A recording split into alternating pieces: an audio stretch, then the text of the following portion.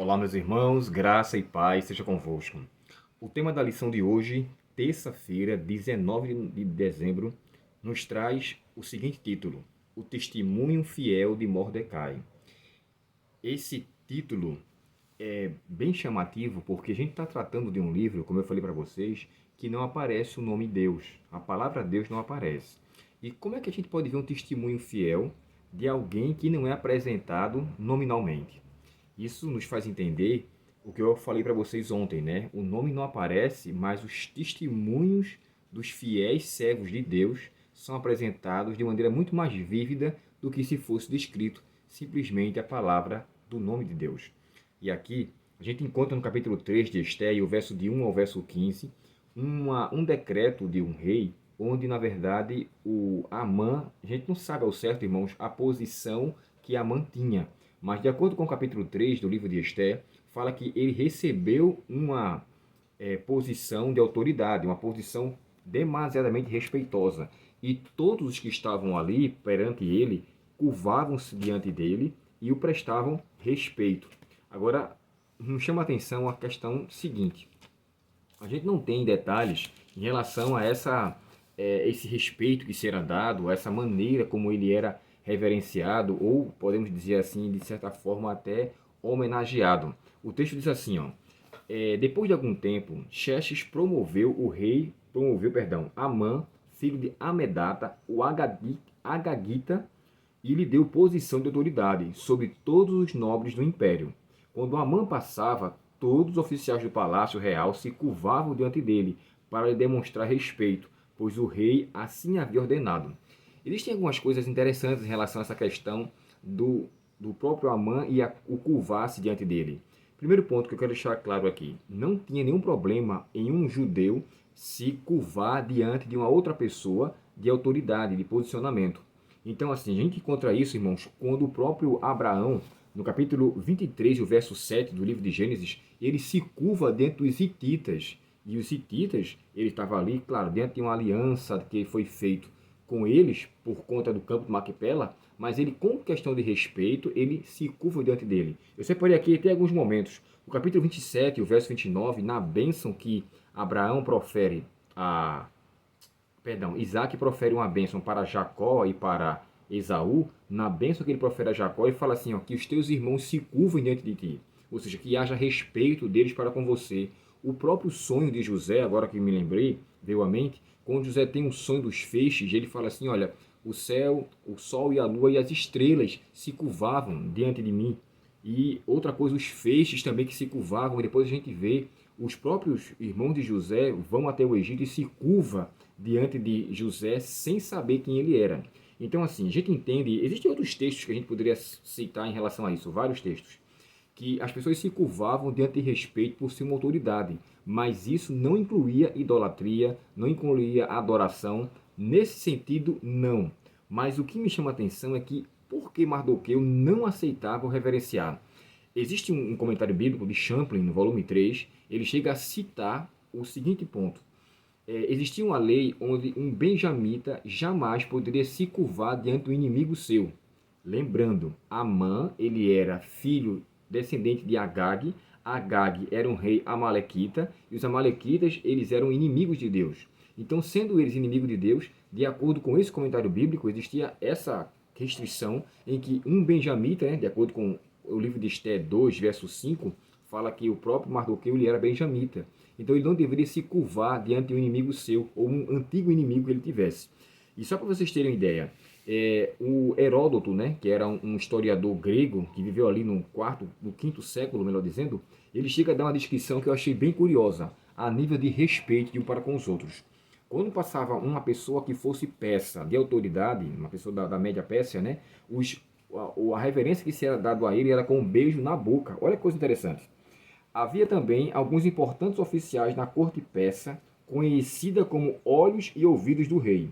Xenofonte, perdão, não falei Heródoto, mas é Xenofonte, relata que os oficiais encarregados dessa função observavam súditos das províncias e depois apresentavam ao rei um relatório. Aqui era o que era dito. Porém, Xenofonte volta a falar Heródoto agora, também, né, que era do mesmo tempo de Xenofonte, diz assim, ó, os persas de igual posição costumavam saudar com um beijo na boca. Alguém de posição um pouco inferior deveria saudar um superior com um beijo no rosto. Se a distância social fosse muito grande, o protocolo exigia que a pessoa em posição inferior se prostrasse. Talvez seja esse o caso. Aqui eu estou lendo o comentário cultural, histórico-cultural da Bíblia. É um bom comentário para lhe ajudar no complemento do seu estudo. Então, assim, Heródoto, na verdade, descreve que esse tipo de reverência, beijo na boca, beijo no rosto ou à distância, um prostrar-se, fazia parte da maneira como se deveria tratar as pessoas de autoridade. Agora, aqui nesse aspecto, me chama a atenção por que Mardoqueu não se curva. E aí, para fechar, entra um texto de Ellen White que fala que Deus deixou os seus fiéis, testemunhas dele, para não o adorar. E ela chega a dizer de uma forma, posso dizer até subjetiva, né, que ela não entra em detalhes em relação à pessoa de Mardoqueu. Mas no capítulo 49, e o título é Nos Dias da Rainha Esté, aqui diz assim, ó, Deus não cessou de apelar aos que voluntariamente permaneceram na terra do exílio. Através de múltiplas instrumentalidades, ele tornou-lhes possível retorno. Ou seja, Deus foi apresentado como fiel, como aqui é dito na lição, testemunho fiel de Mordecai. E aqui embaixo tem uma outra coisa que eu achei interessante. Deixa-me ver. Que diz assim, ó. O próprio Satanás, um instigador oculto deste plano para matar os judeus, estava procurando aliviar a terra dos que preservavam o conhecimento do verdadeiro Deus. Então, assim, Mardoqueu era um desses que preservava vivo o conhecimento do verdadeiro Deus. Então, para mim, irmãos, aqui é um particular, né? Aquela curvar-se diante de Amã não era uma coisa simplesmente sem muita importância, não era simplesmente um respeito por homenageá-lo. Eu acredito que Amã recebia aquilo como uma adoração humana. É tanto que ele ficou tão sedento que ele chegou a oferecer 1.000 talentos de prata. Irmãos, 1.000 talentos de prata é o equivalente a 350 quilos ou 1.000 quilos. E diante dessa situação, o que foi ali de fato oferecido dava o equivalente, eu até coloquei aqui na minha Bíblia, o valor em real, se fôssemos trazer para cá, 350 toneladas de prata, ou 350 mil quilos, que dá o equivalente a 2 milhões e meio de reais, se fôssemos tratar em nossos dias. Então, assim, ele estava disposto a oferecer uma grande fortuna para dizimar o povo judeu. Para mim, aquilo não foi simplesmente algo, ele se sentiu afrontado, mas diante da corte divina, Deus trouxe um escape.